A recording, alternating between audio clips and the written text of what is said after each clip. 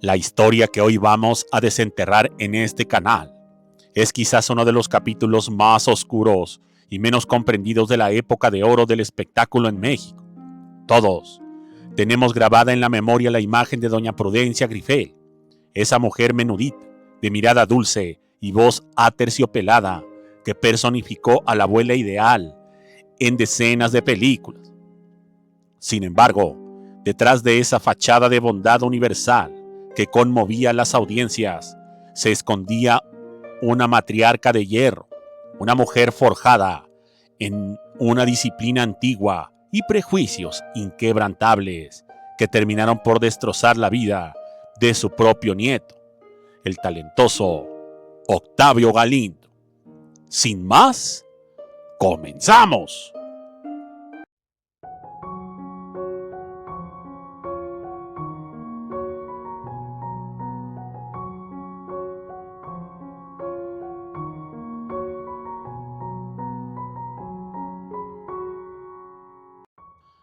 Para entender la magnitud de esta tragedia, debemos retroceder décadas atrás, a la intimidad de la familia Grifel.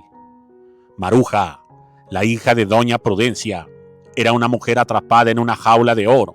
Vivía bajo las sombras de su madre, que era una institución nacional, lo que significaba que cada uno de sus pasos era vigilado no solo por la familia, sino por una sociedad mexicana profundamente conservadora. Maruja, sin embargo, guardaba un secreto que en aquellos años se consideraba una deshonra innombrable. Ella era lesbiana.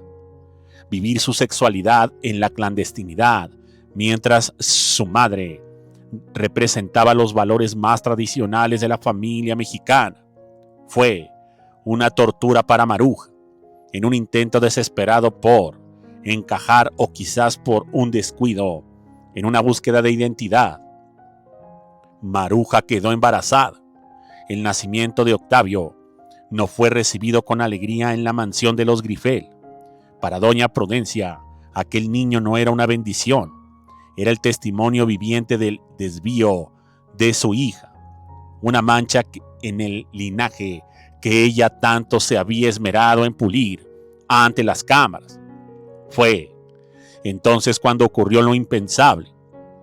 Maruja, presionada por el miedo o por terror a su madre, o por su propia incapacidad de enfrentar la maternidad en esas condiciones, decidió literalmente regalar a su hijo.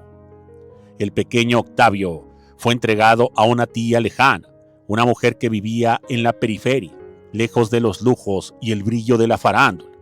De un plomazo, a Octavio se le arrebató su identidad, su apellido y su lugar en la historia.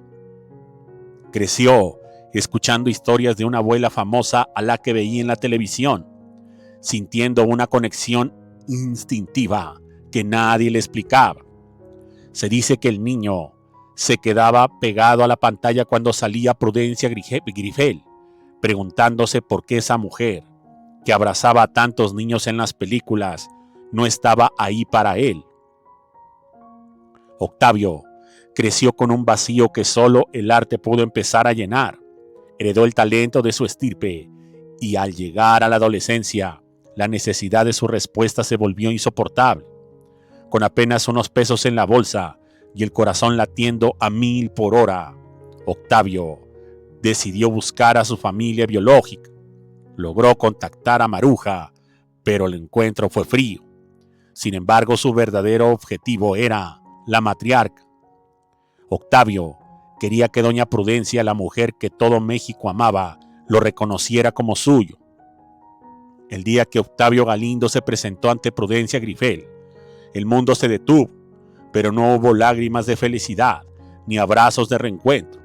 Al ver al joven, Prudencia no vio a su nieto, vio el reflejo del pecado de Maruja, y aquí es donde la historia se vuelve aterradora.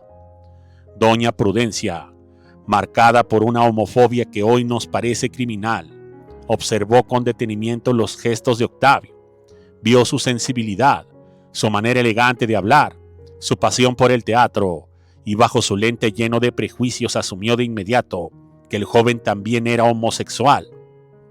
Tú eres igual a tu madre.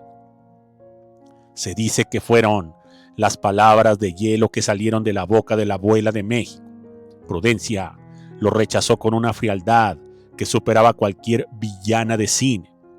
No solo le negó el afecto, sino que le prohibió usar el apellido Grifel para abrirse paso en la carrera que él ya estaba iniciando. Lo condenó al destierro emocional porque para ella la imagen de la familia perfecta estaba por encima del bienestar de un joven que solo buscaba amor. A pesar de este golpe devastador, Octavio Galindo no se rindió. Se forjó literalmente un nombre propio, Octavio Galindo, y comenzó a brillar en el teatro y la televisión. Pero cada vez que lograba un protagónico, cada vez que el público le aplaudía, él sabía que en algún lugar de la ciudad, su abuela, ya muy enferma, lo miraría con desprecio. Participó en obras clásicas, demostrando su maestría actoral envidiable, pero el estigma de ser el nieto rechazado lo persiguió en los pasillos de Televisa y en los camerinos de los teatros. Sus colegas recuerdan a un Octavio profundamente melancólico, un hombre que podía hacer reír a miles, pero que cargaba con una soledad que no se quitaba con el maquillaje. La tragedia se profundizó con el paso de los años. Maruja, su madre, como es sabido, murió joven y nunca tuvo el valor de enfrentarse a doña Prudencia para defender a su hijo. El silencio se convirtió en una pared infranqueable.